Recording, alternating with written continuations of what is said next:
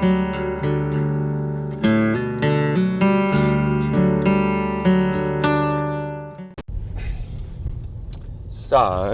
here we are. It's canning day. I haven't quite got the old phone holder for while driving sorted, so it's a little bit of a funny angle, but bear with.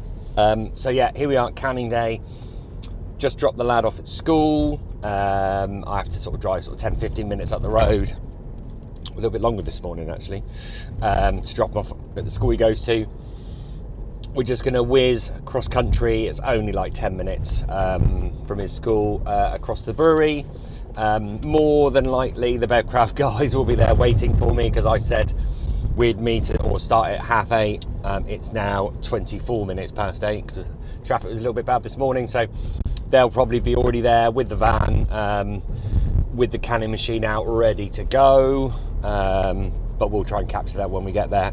And yeah, it'll be straight into it. So yeah, canning day, here we go.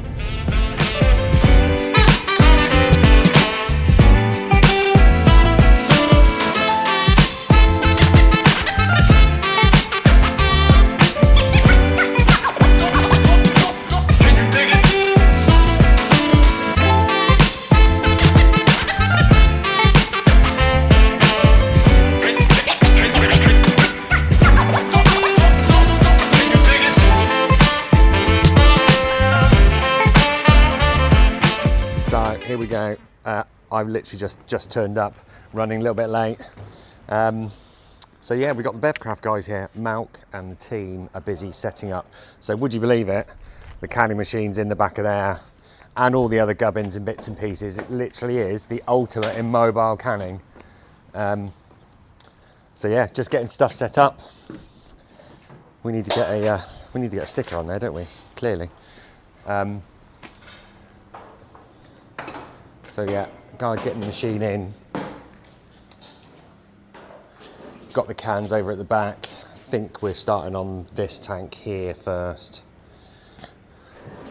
Down to the end. Oh no, actually, yeah, this one down at the end. Middle one, and then down there. You'll get to see all of this working shortly when the machine's running, and we'll take you through it. But yeah. Need to get everything cleaned, get everything sterilised, and then get everything going.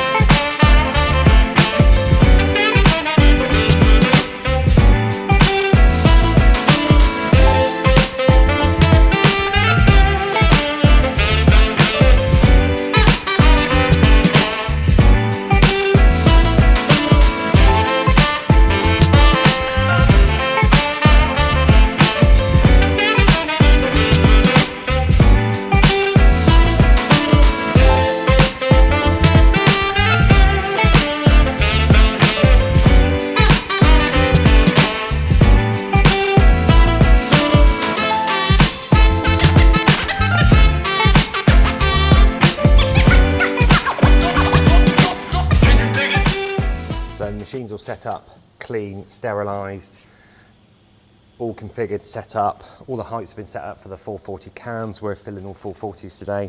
That's pretty much all we do.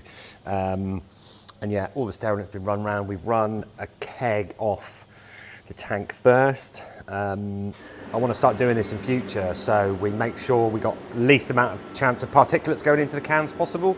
So we have the cleanest cans and the cleanest canning run. Obviously we've got 3 different beers to do, so there'll be a clean and a sterilise in between each one. Got all the cans here ready to go. We've been a little bit cheeky and we've gone for, can I get it? There we go, gold lids, because it's our birthday, right? So yeah, we're pretty much set up, ready to go. Malk and Mark have got the machine ready. We'll have a bit of a run to begin with. There'll be a few kind of duffs and underfills just while we dial the machine in, but yeah, then we should be good to go from there. I'll give you a quick show around on the machine. So the way it's going to work is we're going to take the layers off of here. Malk's going to drop them onto the feed-in chute, which will come in on the conveyor here, and it will come along onto the conveyor into the full filler head. Now what you'll see is we've got CO2 hooked up to this machine, is that it will purge the cans first, it'll do a full can purge, and then it will start to bottom fill and it will counterflow fill, and you'll see the head slowly come up as it's filling them, ideally with a nice cap of foam on the top. They'll come through, they'll pick up the lids out of the lid feed into here, and then it will go into the seamer over here. You'll see it do a sort of 2-cycle, the way the seamer works. It'll push it into there, and then it'll come off, and then it'll run down the conveyor for me and Charlie to then pack nicely at the end, which will all be a bit furious. But yes, that's kind of how it's gonna roll. Hopefully, all the boxes are done, ready to go. Milk's ready to go, and we'll smash it out. So we're now canning the second beer. The guys are running the canning machine, and we'll go and have a look in a second. Got a compressor here, which I'll turn around and show you in a second, that's being used to run all the pneumatics on the machine. Then we've got our own separate CO2 bottle, as I mentioned earlier, that we're using to flush the cans, so that all the cans are purged with CO2 before they're filled. And they go through the seamer machine and then out the other side. We check weigh all the cans as they go through, mostly to detect underfills, but then also there's obviously a legal requirement to make sure that we're actually selling people at least 440 mil. That's 460 grams. We usually aim to get sort of 470 and above. And then you'll see the beer as it goes into cans, it's called fobbing. So always try and make sure we get a really good foam head on the top of the can before the lid goes on to make sure there's no oxygen in. So obviously we purged it with CO2, and then we close that lid to make sure it's kept nice and sealed away from oxygen, which is not our friend, I must say. But it's a bit busy in here at the moment, loads of boxes everywhere. But yeah, let's spin you around, I'll show you. So these are boxes of 24s. This is the run we've done already, which I didn't manage to get any footage of, a few little bits and pieces, but it was all a bit manic. So yeah, Luna, 4.6% hazy pale, is tasting really, really good. So as you can see, Charlie, just as they're coming in off, as Mark's packing them there, they're going in. But what we'll do is we'll squeeze around the side here over to the machine. So I'm sure got Malcolm, who's a general legend when it comes to operating the canning machine. So we've got all the whole sheets or layers, as we call them, of cans here. So they're fed in here from Malcolm, and you'll see here if you watch the machine run. See, it's going through, so it will drop. It'll give it a CO2 purge. It will then start to fill, and the heads will start to rise to give that maximum fill possible.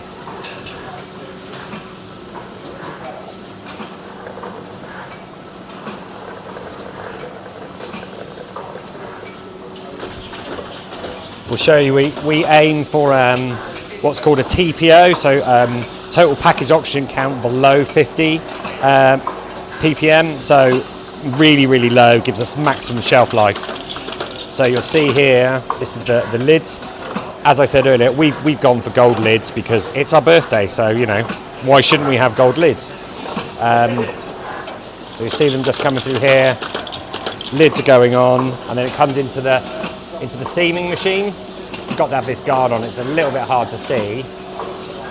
See if we can come around here, we can catch it there. We'll go around the other side as well. We can see the two double heads where it does the crease and then the fold to seal the can as it goes through. So this is the CO2 bottle that's doing all the purging of the cans at the back there as well. And then can rinse, and then out the end, quick check weigh into the boxes, and job done. Each of the tanks we're running at about a head pressure of about 1.2 bar. We've got a really good head pressure on there to make sure we're keeping all the CO2 in the beer, but then also pushing it out at a really good rate to give us that ultimate controllability. It's all about filling the cans consistently with the same foam level and the same fill level. So obviously we've got to do a packaging check. So this has been through the machine, come out the other side, all the other checks and balances gone with it. Let's open one up and let's see Sounds good. Let's give it the pour check.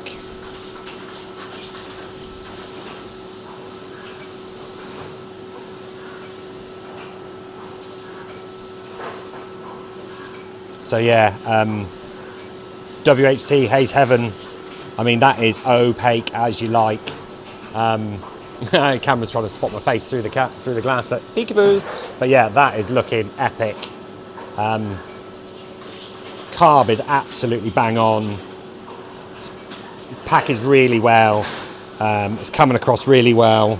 I'm super happy with that. So yeah, this is a canning packaging day. So we've got this beer to go, and then we've got one more beer after this, which is Crush, which we'll show you in a bit. But yeah, happy with that. Oh yeah, good thick limes, gooseberry. Yeah, happy packing day. So view from this side on the machine as it's filling there, all the lids going in. See the seaming head, really hard to pick it out through there. We'll see if we can do a couple of other, really hard to see. Might be able to see it better through there maybe. Oh, tough. Anyway, I think you get the general idea. Malcolm's just constantly tweaking the fill levels, so you've got volumetric fills on each head of all the 4 filling heads. So just keep an eye on it, just keep tweaking it to make sure it's absolutely bob on. Another really important bit of kit as well is this thing here. So Malcolm uses this every now and then. So this does a pierce test. So it's got a needle here, and we pierce the underside of the can, and we measure the oxygen in the beer in the can after it's been packaged. Like I say, we're looking for under 50 ppm, so this is the way that we can keep our eye on our TPO.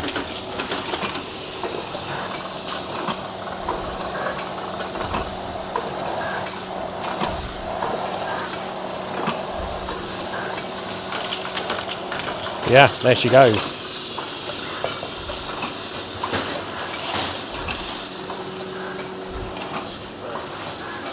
Nothing better than organised chaos.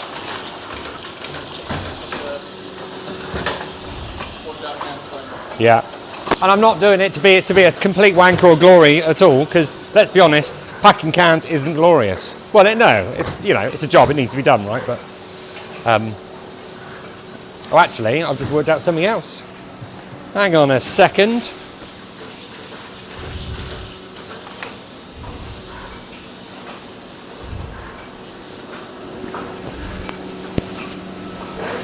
We need to get Charlie on the scene, look. There we go. Oh, yeah.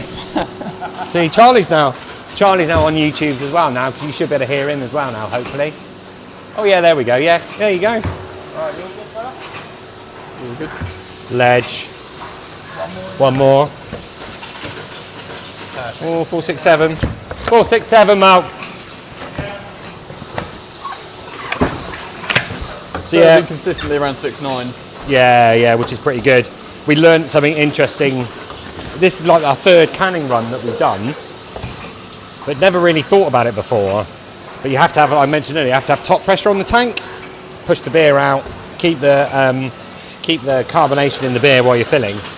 And the first beer we did, we were struggling with weights going up and down, not loads, but by like, 7, 8, 9, 10.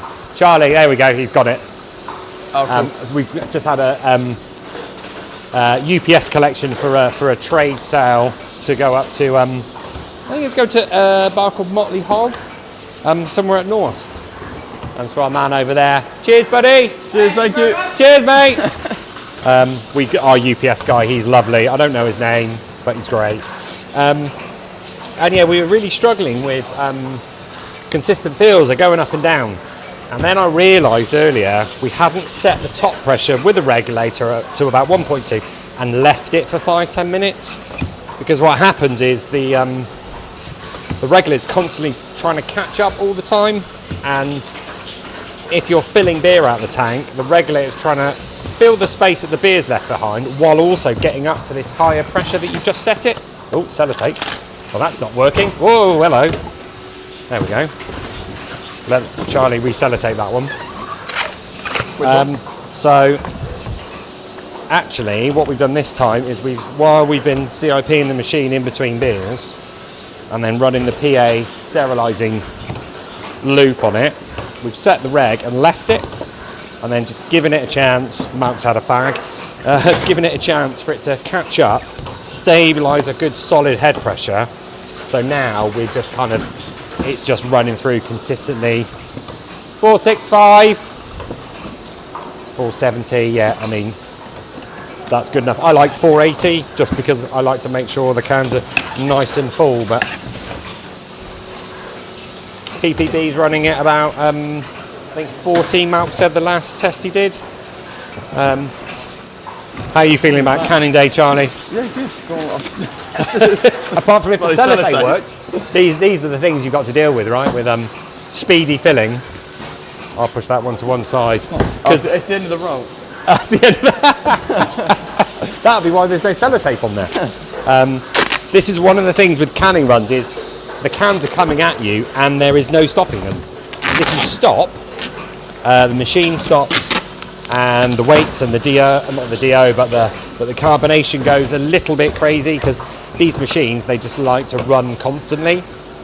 So ideally, once you push go, you're going and that's it. I know, unless you're obviously using like a duo filler. Shout out to Andy Thomason at Full Priest who uses his duo filler for his cans. But obviously we're filling quite a few more. So today, we're doing 800 cans of each of the beers, so 2,400 cans. So yeah, quite a few to get through. Cool, man. Yeah, quite a few to get through. So it is non-stop. Reminds me of my days working in a factory as a teenager, paying off the loan for my DT50 that I had to be able to have a life living in a rural community, and that was funny enough packing frozen sausage rolls. I think that was. Oh really? Yeah, it was absolutely awful. Hated every second of it. Did you work at a cereal? Yeah, not cereal. I used to work for Nestle. Nestle, sorry. Yeah, so yeah, I worked at Nestle in a chocolate factory, which was epic. Learned a lot there actually.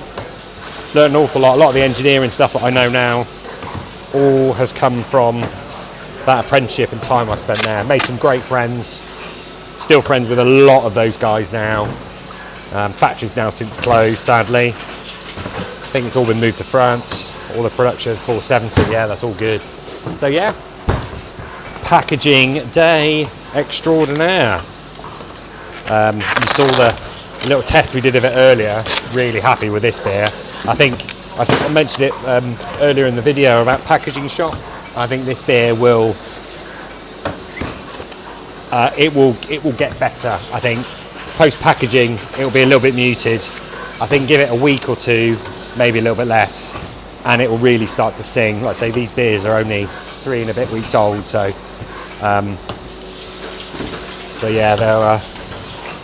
But Hayes Heaven, impressed with it so far. Yeah. I wouldn't say, we were just talking about it. I wouldn't say it's not as peachy as the verdant yeast. It's definitely got an ester to it, which I like, and it is hazy as hell. So that side to it is good.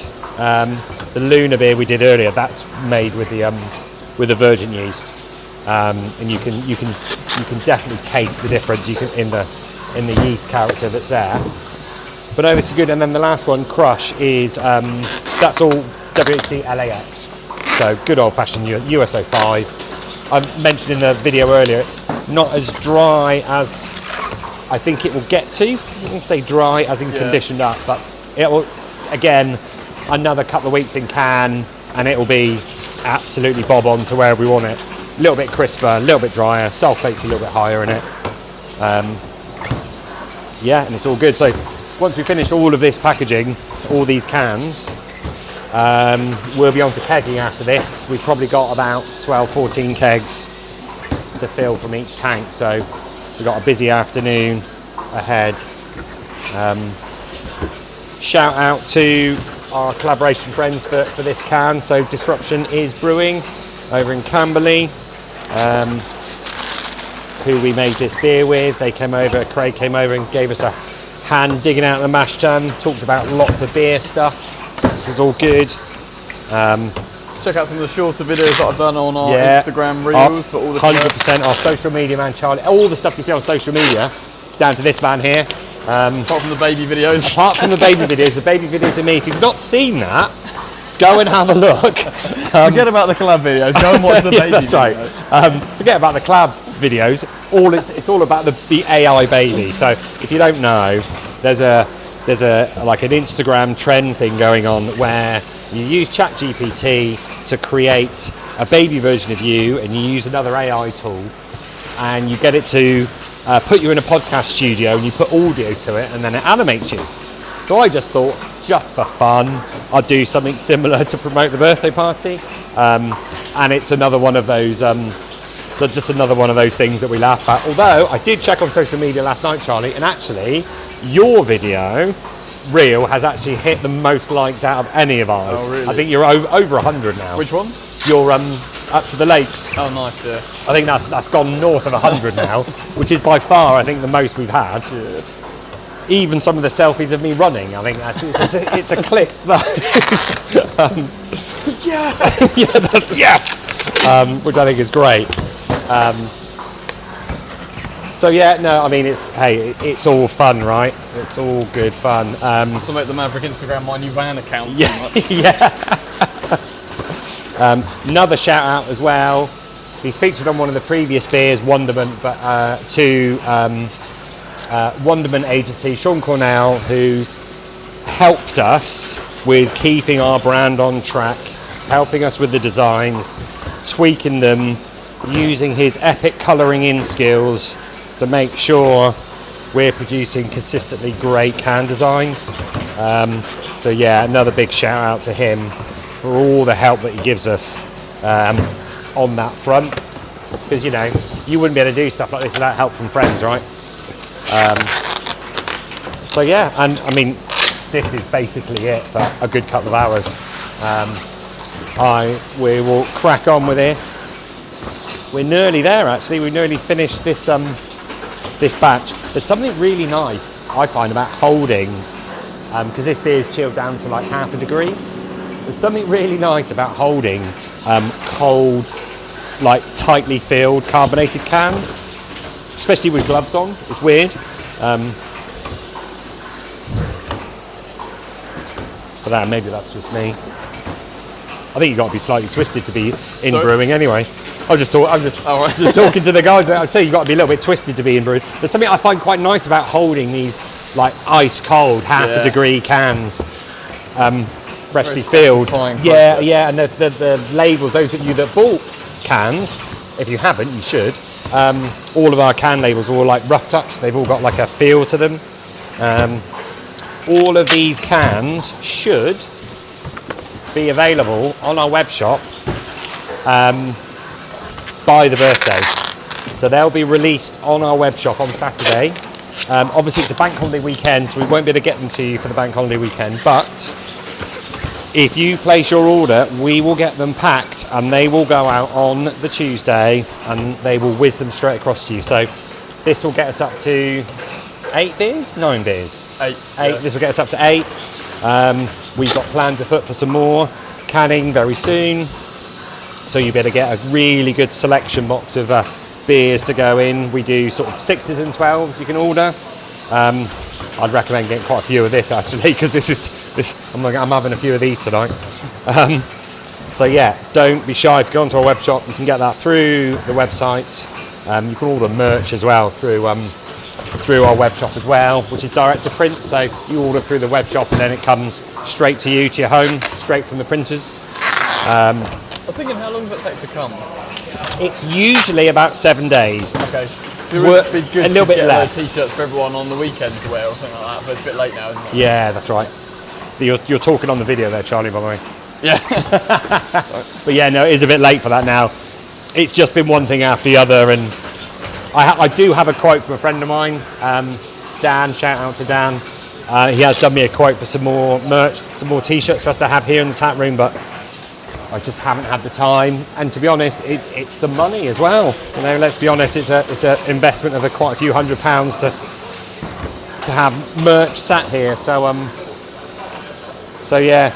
But we'll get some more there. You can get the direct to print stuff anyway, but we will have some other custom designs we'll be producing soon. Anyone else has got any interesting ideas for designs, then drop us an email, stick a comment in the link below, and yeah, by all means let us know. I'll get you down just so you can see the fun and games that we're is that it, Mark? I think we just finished. That rattled through quite nicely, didn't it?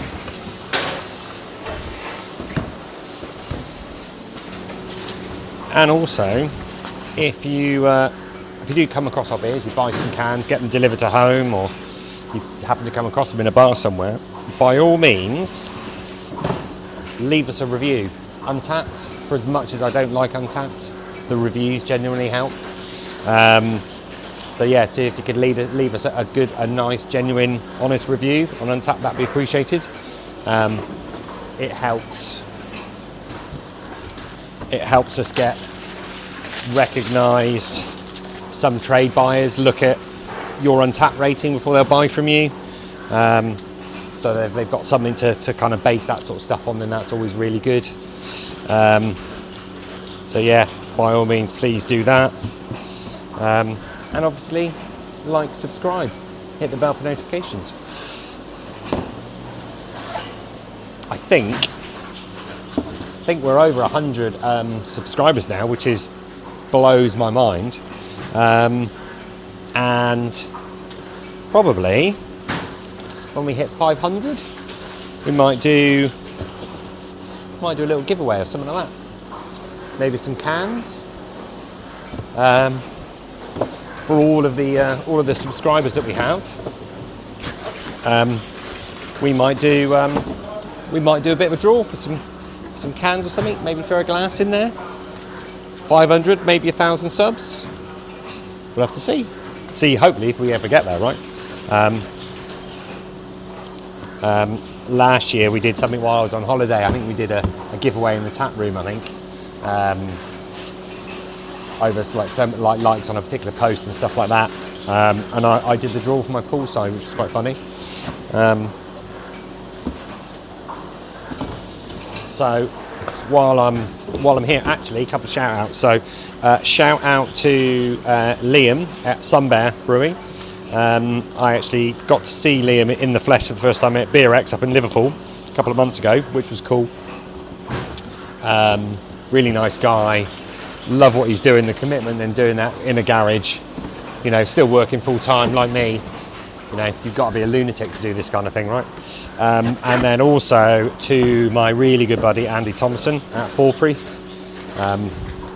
Backstory is that actually me and Andy kind of know each other through our day jobs, ironically, and yet we've ended up getting into running a brewery on the side, which is, I think, even funnier. So yeah, no, shout out to those two guys, and we'll have to try and get some kind of collaboration in place. I think now we've got Andy making hazy hoppy beers.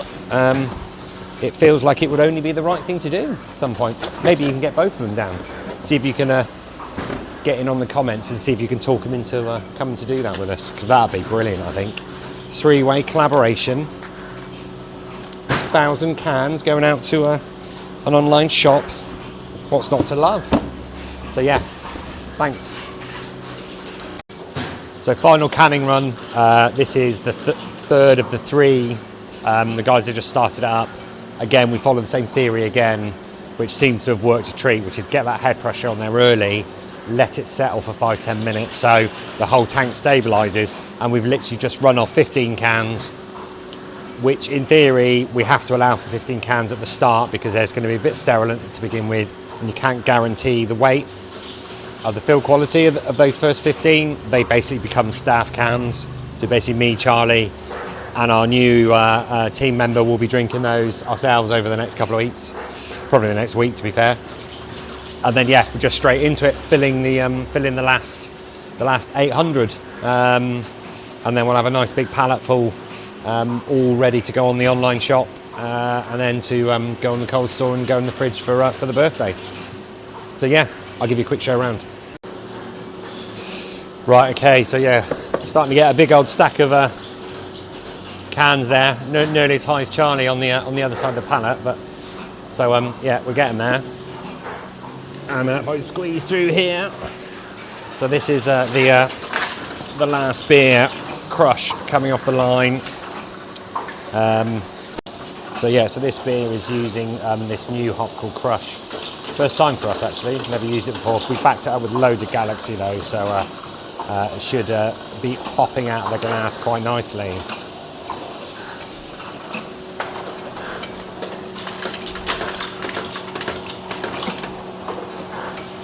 See the cans just going through the two-seam roller there.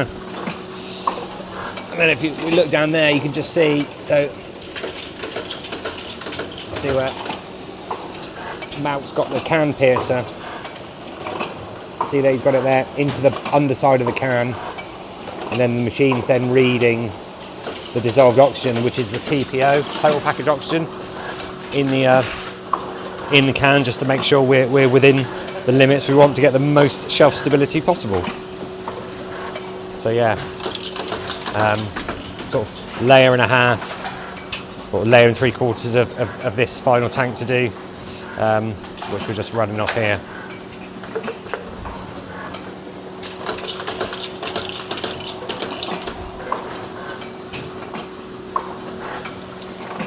And Charlie obviously recording stuff for social media while we're here as well.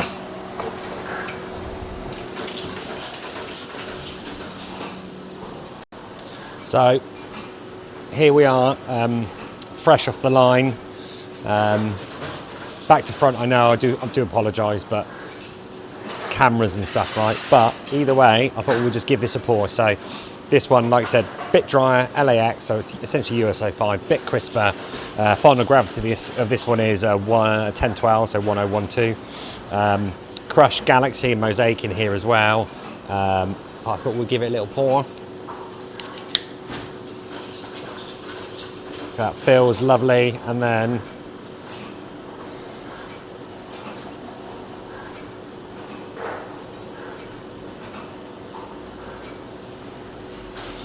that grey.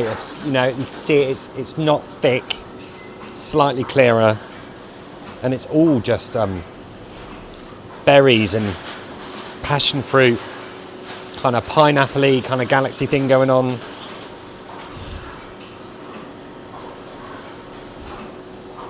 So yeah, real good.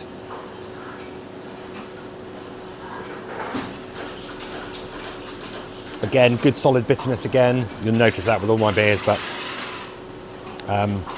yeah, really happy with that. Really crushable, 5%. I think this is one you could sink a few in the sun with. Oh, so what a day that was. 2,500 cans filled, 38 kegs, I think, I can't remember if I'm honest, maybe 40 kegs filled. You might be able to hear them in the background, but 3 tanks fully cleaned, stripped, and like there was a lot of hops in these tanks. Stripped, cleaned. Last tank CIPing at the moment, 8:15, so I was here at 8:30 in the morning, so it's a proper 12-hour day. I'm going to enjoy a beer before we finish and wrap up and I go home. But yes, that is a packaging day. Luna, I've got to be honest, is tasting really, really good. Super happy with this. And the verdant yeast is really, really good. This one is Citra BBC, Citra T90 and Citra Spectrum, all in various points throughout the kind of whole process of the beer. But yeah, no, really good. What a day.